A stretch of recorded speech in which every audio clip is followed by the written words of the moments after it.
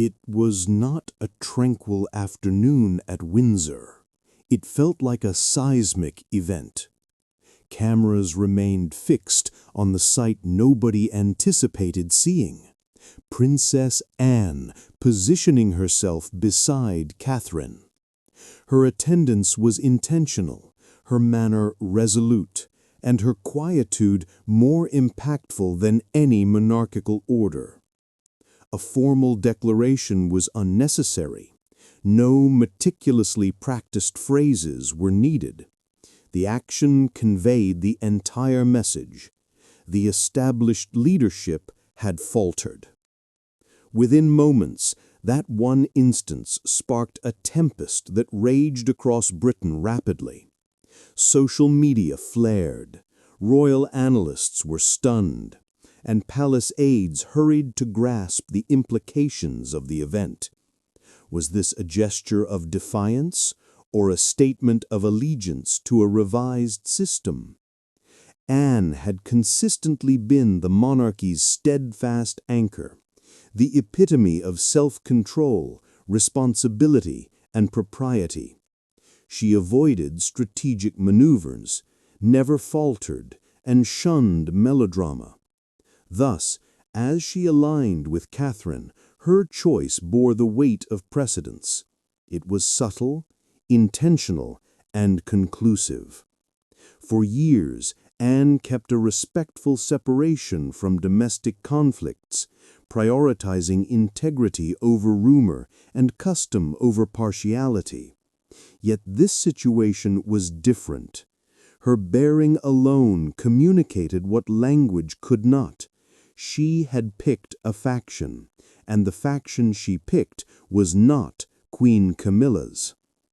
Away from the cameras, palace aides murmured urgently, exchanging messages among offices as telephones illuminated throughout royal bureaus. Nobody received prior notice. Camilla's staff lacked a prepared statement because nobody foresaw Princess Anne openly siding with the exact individual rumored to be overturning the court Camilla spent decades assembling. In the course of one afternoon, the monarchical power dynamic appeared to alter, not through an order, but through representation. Anne's unspoken approval of Catherine signaled more than endorsement. It was a proclamation that a part of the monarchy was fracturing, and a new entity was emerging from the ruins. The media labeled it a passing of the torch event, but for palace insiders, it signified something far more perilous. Journalists might perceive amicable support, yet courtiers identified insurrection. Anne's quiet was not rooted in tact, it was rooted in weariness. Decades of observing custom decay under the pressure of image-based politics had finally exhausted her patience. She was no longer safeguarding the establishment, she was safeguarding its integrity. And within Catherine, she recognized an opportunity to reclaim what the monarchy had forfeited: dignity, empathy, and meaning. Camilla's faction was completely unprepared. Her chief of staff reportedly stopped, stunned, during a meeting when the alert appeared on her device. In moments, counselors were engaged in calls, scrambling to manage the story, to assert to the press that the Queen continued to be the monarchical family's core. Yet the harm was complete. The image of Anne beside Catherine would color all subsequent reports, every commentary, every broadcast discussion. The public observed it, grasped it, and whispered the sentiment nobody dared voice publicly: the Queen's authority was waning. However, beneath the turmoil of analysis and conjecture, a deeply personal event was occurring, a quiet betrayal disguised as responsibility. Anne was not merely supporting Catherine's outlook, She was forsaking the monarchy's previous framework. Her allegiance moved from preservation to evolution. She ceased to defend the past. She was now contesting it. And unprecedentedly in many years, the monarchy seemed vibrant again, charged with unpredictability and direction. Yet, this surpassed a simple gesture. It was the ignition of a silent conflict. And within the palace, the initial strategies of Catherine's court reformation were already in motion. Prior to the cameras capturing the moment, before Anne's signal of support, the storm clouds had started gathering. The palace, perpetually immaculate and composed, was quietly fracturing internally. In its opulent hallways, whispers superseded ritual, and allegiance transformed into a bartering tool. Camilla's counselors, previously secure, started maneuvering like predators, desperate to maintain their authority as Catherine's subtle power extended into every domain. What initiated as civil disagreements regarding itineraries and announcements soon escalated into intense territorial disputes veiled as procedural arguments. Yet beneath each smile, beneath each formal bow, a single reality throbbed more loudly than any custom. The crown's influence was relocating, and not all would endure the transition. Camilla's inner circle always prospered through meticulously managed restricted communication and loyal aides orchestrating staged appearances. However, recently, their dominance was eroding. Catherine's team, younger and more adept, started to alter the conventions of monarchical interaction. Meetings previously controlled by Camilla's senior staff now heard Catherine's voice ascending with quiet confidence. She never seized authority, she organically became it. Her statements conveyed logic, her voice sincerity, and her social approval figures allowed no counter-argument. Yet for Camilla's supporters, this intensifying brightness was overwhelming. Every project Catherine engaged with succeeded, while Camilla's endeavors failed to capture notice. Privately, dinners transformed into clandestine planning meetings.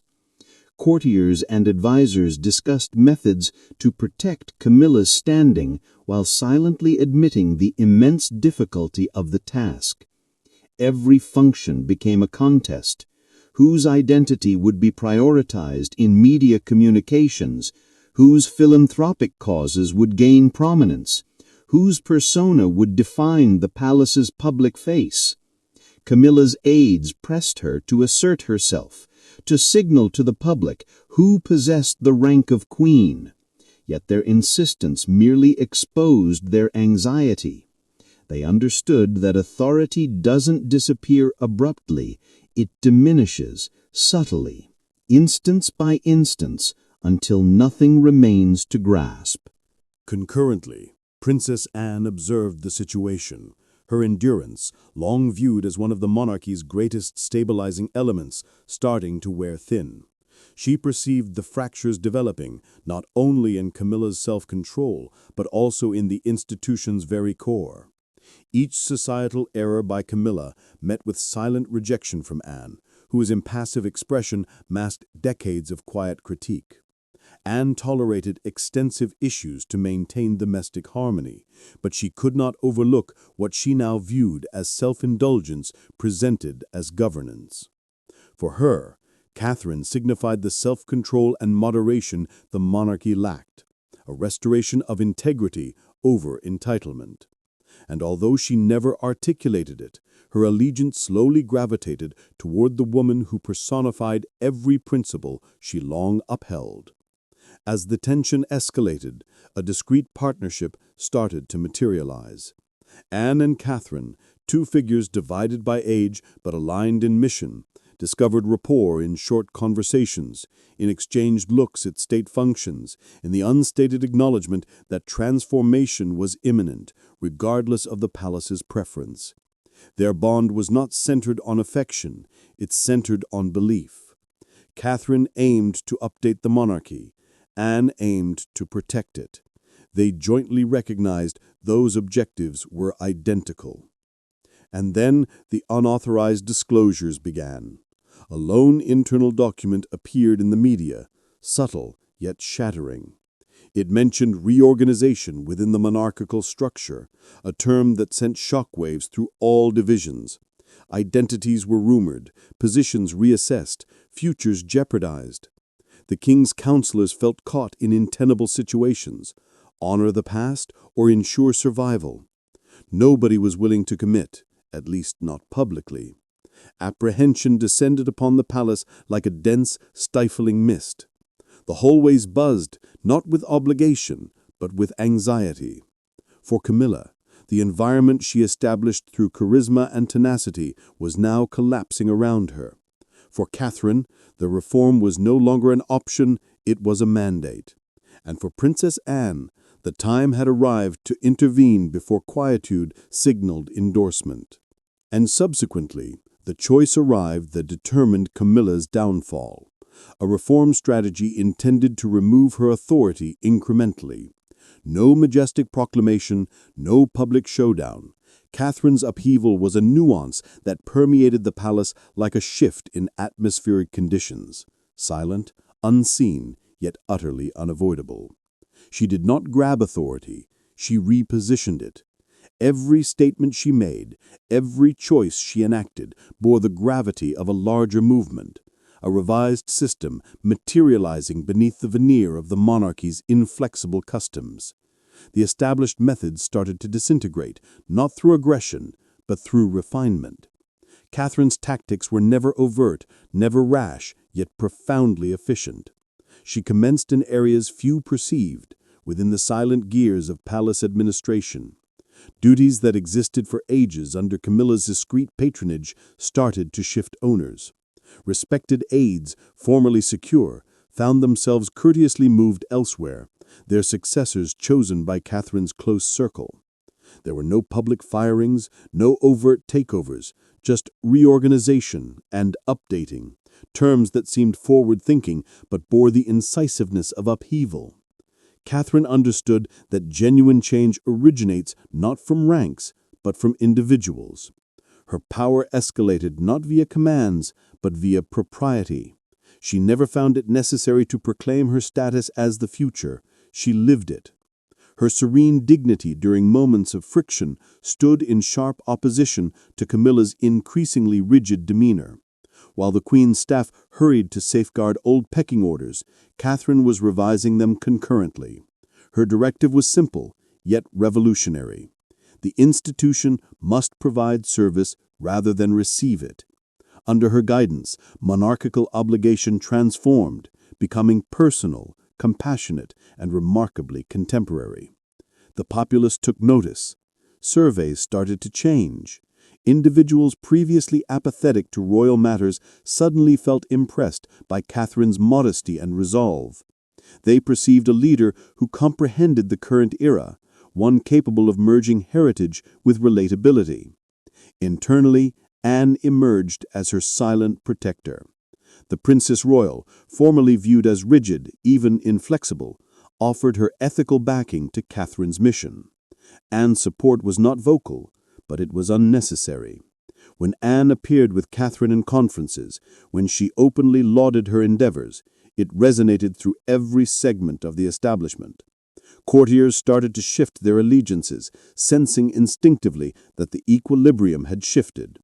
The Queen might possess the diadem, but Catherine now directed the chamber. Camilla, nonetheless, observed this transition with discreting apprehension. For decades, she built her influence on confidence and authority, forging links that afforded her subtle supremacy in palace affairs. Yet presently, those exact supports were being systematically removed. Her allies were supplanted by Catherine's. Her preferenced initiatives were discreetly combined or terminated. Every reduction was presented as streamlining, every defeat masked as progress. It was a gradual asphyxiation, one Camilla sensed but found impossible to stop. The most disquieting aspect was Catherine's conduct. She never reveled in victory, never applied excessive pressure.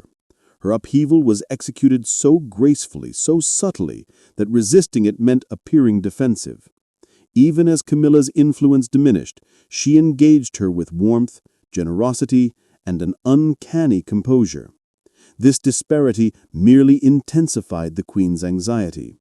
How does one combat an adversary who avoids confrontation, yet strips your authority with a pleasantry? By the moment the king's counselors grasped the situation, the change was irreversible. Camilla endured decades of ridicule, controversy, and institutional frostiness. She faced mockery from the media, rejection from aides, and gossip in every exclusive gathering in Britain. Yet she persisted, driven by sheer determination and a profound knack for endurance. She ascended to the throne alongside her spouse. Now she refused to see it disintegrate due to the Duchess she formerly regarded as inconsequential.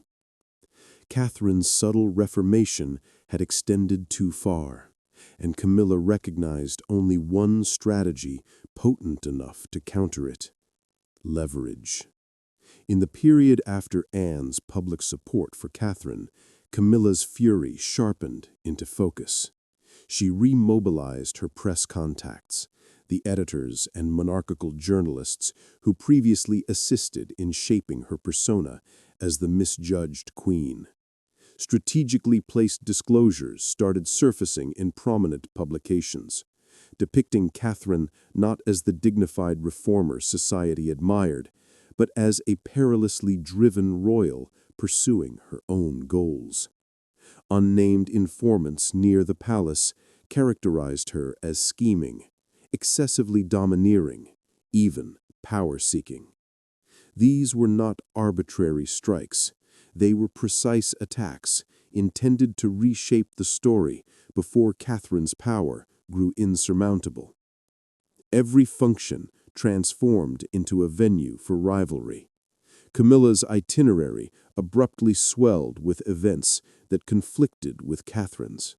Her addresses were infused with subtle assertions of precedence.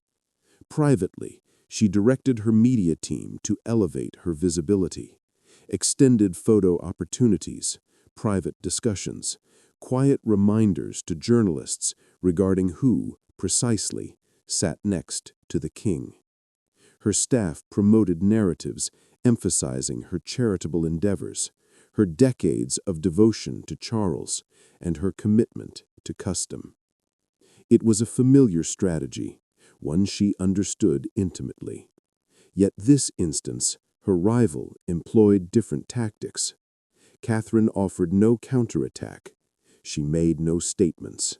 She merely smiled. And that quietude rendered Camilla's actions seem frantic. Nonetheless, Camilla had not conceded. She approached the sole individual capable of genuinely altering the scales: King Charles. In private, she implored, argued, and invoked their common history. She portrayed Catherine's escalating authority as destabilizing, hazardous. If the institution started to defer to the younger generation's reforms, she cautioned, the entire monarchy might disintegrate. Charles absorbed her words, conflicted between the lady who supported him through adversity and the daughter-in-law the populace adored. His lack of response conveyed volumes. He offered no pledge to step in. And that, for Camilla, was the initial indication her influence was eroding. Yet her most severe wound originated from within the dynasty. Anne, previously her silent ally during contentious times, now declined to be seen with her.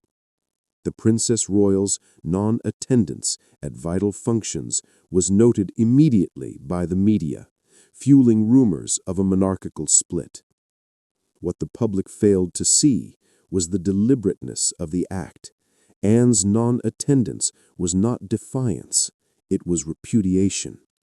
It communicated a stark, cold message. She sided with Catherine. For Camilla, this betrayal stung more acutely than any media report.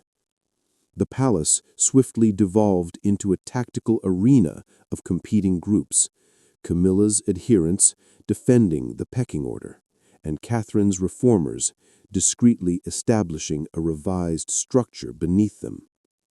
Conferences grew strained, communications conflicting.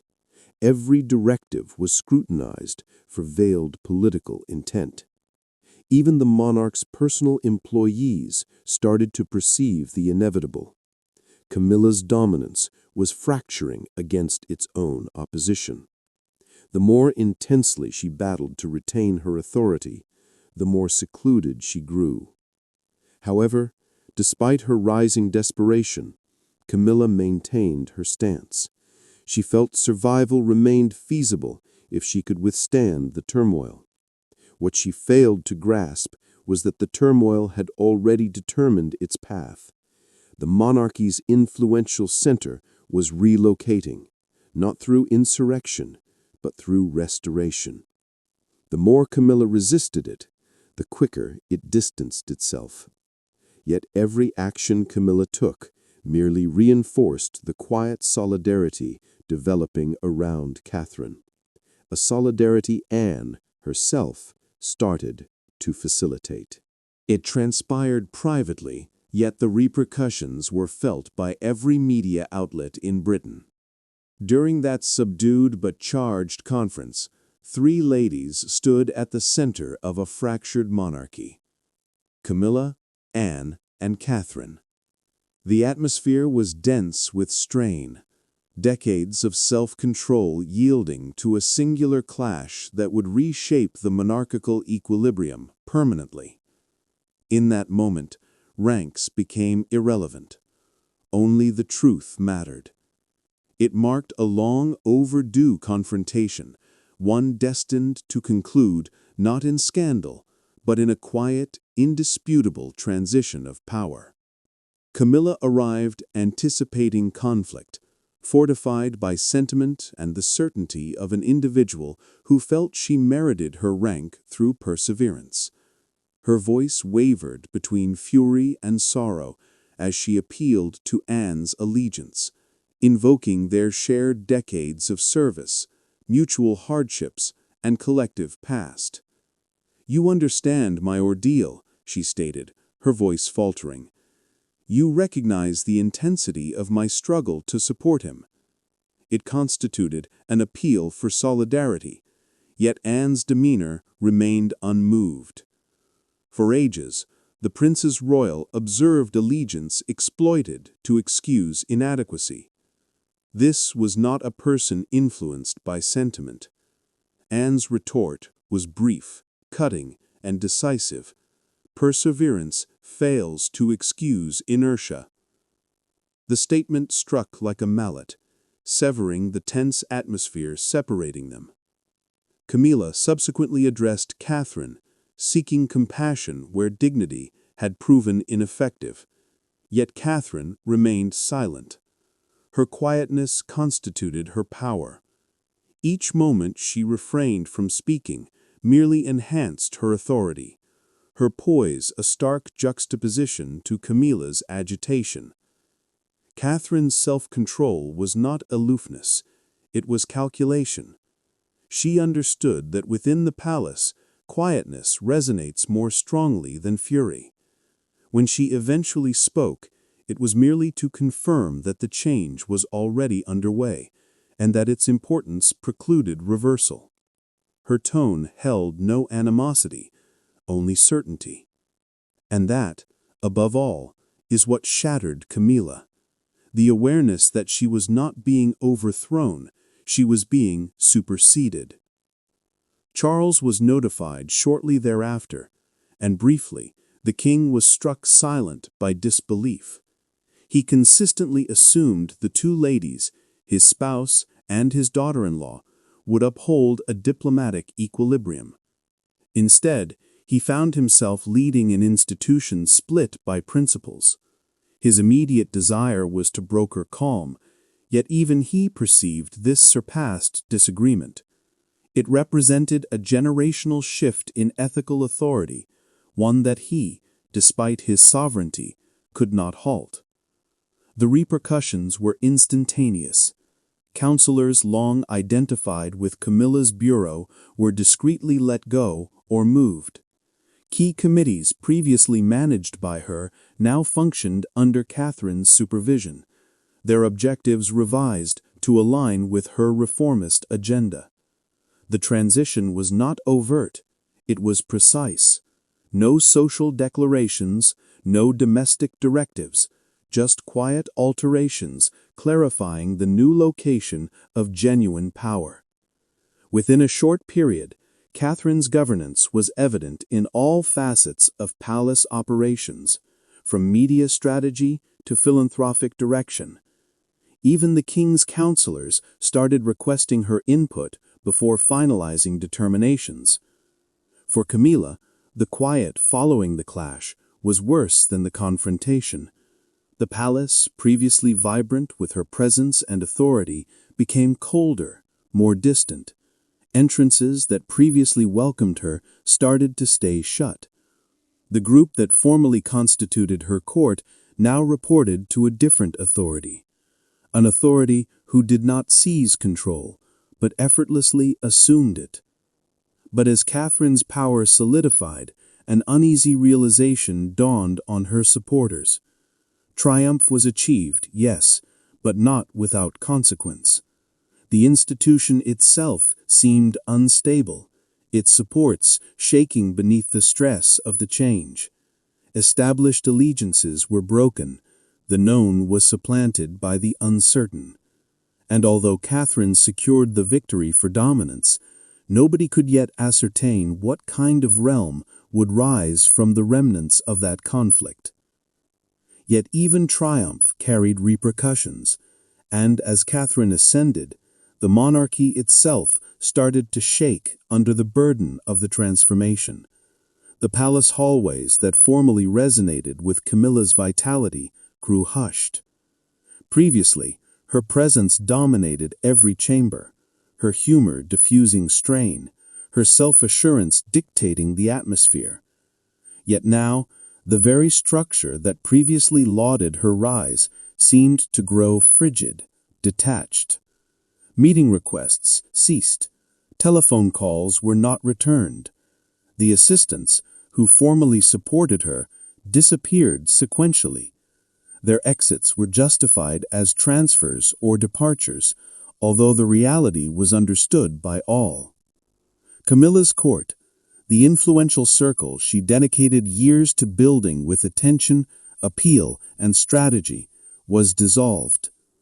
The Queen's authority had not been overcome in a single social defeat. It was carefully unraveled strand by strand, leaving nothing to grasp. It began with the media. The journalists who once staunchly supported her suddenly found new icons in Catherine and Anne. Her name ceased to evoke affection. It prompted weariness. The press, which previously was her strongest tool, adopted a neutral, then quiet stance. A lone report encapsulated the change. A shifting palace. The future rests with the next generation. Camilla was not cited personally, but her omission was unnecessary. The implication was unambiguous. Her dominance within the establishment had concluded, not through disgrace, but through obsolescence. In the monarchy, quietude often proves more condemnatory than censure. Social sentiment quickly mirrored this. Onlookers who previously acclaimed her arrivals now appeared preoccupied, turning instead toward Catherine's empathy and Anne's reliability. Camilla, formerly viewed as a survivor who remade her persona, was relegated to symbolizing a concluding era. Her functions diminished, her public smile stiffened. The woman who withstood decades of derision now contended with a worse fate: apathy. Even Charles, who previously gained resolve from her companionship, seemed remote. He cherished her, yet the tension of the palace rift had impacted him.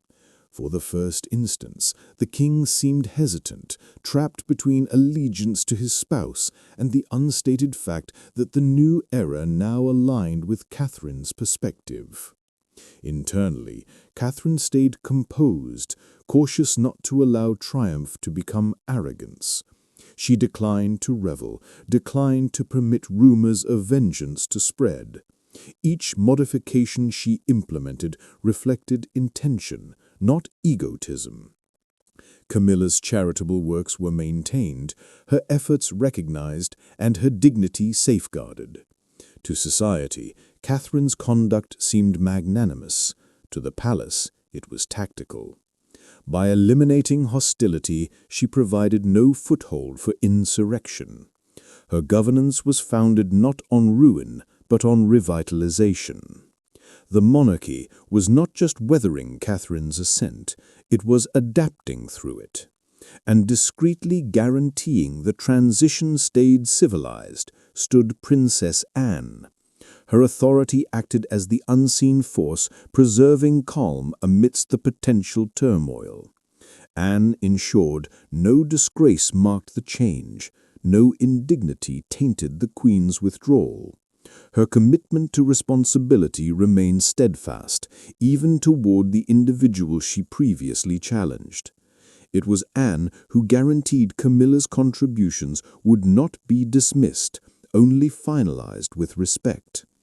In her concluding months of influence, Camilla started to pull back, opting for quiet over opposition. She reduced her schedule, evaded media attention, and occupied her time distant from the mechanism she formerly directed. Those observing her closely noted fatigue, not resentment, a subdued acknowledgement that circumstances had evolved. For all her tenacity, even she recognized that history is non-negotiable. Authority progresses, it does not regress. And as the Queen withdrew into quietude, a new form of monarchy started to materialize, one bearing Catherine's clear signature. Catherine did not merely prevail in a contest for dominance, she reconstructed the monarchy itself. What started as a discreet effort for integrity escalated into a thorough overhaul of the royal establishment. Guided by her, the monarchy discarded its veils of confidentiality and self-interest, adopting instead candor, compassion, and intention. Obsolete customs shielding reputation above reality were eliminated. In their stead emerged a revised form of governance, one centered on empathy rather than dominance. Unprecedentedly in decades, the royal structure ceased to prioritize authority, it prioritized responsibility. And that constituted Catherine's triumph. Her changes arrived subtly, almost imperceptibly initially, yet their effects were profound. The excessive court system that formerly prioritized rank was simplified, supplanted by a more agile group selected for competence rather than connections. Roles previously occupied by established members of Camilla's circle were discreetly transferred to younger, progressive counselors. Catherine's principle, the monarchy must validate its relevance daily, resonated through the palace hallways. Fresh accountability protocols were established, ensuring responsibility even among the institution's highest echelons. Each adjustment conveyed a directive. Tradition alone no longer validated authority. Societal perception changed quickly and profoundly. The same populace that previously regarded the royals as detached now perceived them as relatable once more. Catherine's compassion-focused endeavors engaged demographics long ignored, impacting lives far outside the palace sphere. Her initiatives did not merely capture attention, they built allegiance. When she toured medical facilities, refuges, and educational institutions, her demeanor seemed sincere, unrehearsed, and deeply empathetic. The media started labeling her the people's compass, a figurehead for a populace seeking to restore its bond with the crown. Unprecedentedly in years, the institution ceased defending its right to exist. It was validating it through actions. Throughout this, Princess Anne observed with subdued appreciation. For her, this was justification. The values she embodied, responsibility, moderation, and integrity, had gained fresh vitality through Catherine's governance. Anne started appearing with her at significant functions, their collaboration now an emblem of stability bridging the old and the new.